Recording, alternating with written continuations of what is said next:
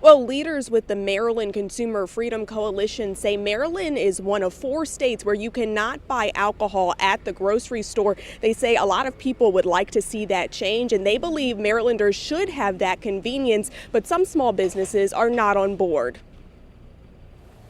At Giant and Locust Point, you'll find a lot of grocery items, but what you won't find is wine and beer, and some shoppers hope that changes. I feel as though it should happen. I mean, I know other states that it is in gas stations, grocery stores. I think I'm all for it. I mean, it saves people driving further. It creates more competition. Having to go to the grocery store and then a separate store to buy beer or wine is kind of annoying, so I think it would be very convenient. But advocates with the Maryland Consumer Freedom Coalition say it's not just about convenience. It's also about boosting the economy, keeping Marylanders who live near state borders from spending their dollars at one-stop shops in other states, and keeping grocery stores in communities. What many people do not realize is that grocery stores operate on extraordinarily thin profit margins, typically between 1% and 3%.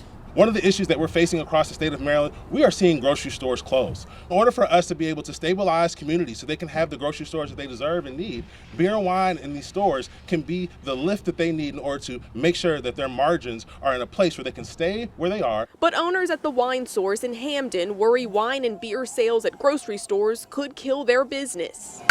We think it would be catastrophic for our business. We just are a small mom and pop shop like all of the other liquor stores in Maryland, and we just would not be able to compete with these larger corporations. So though Caitlin O'Connor understands why some shoppers want laws to change, she hopes for the sake of small businesses that they stay exactly the same. We don't think that we would be able to survive a push like that.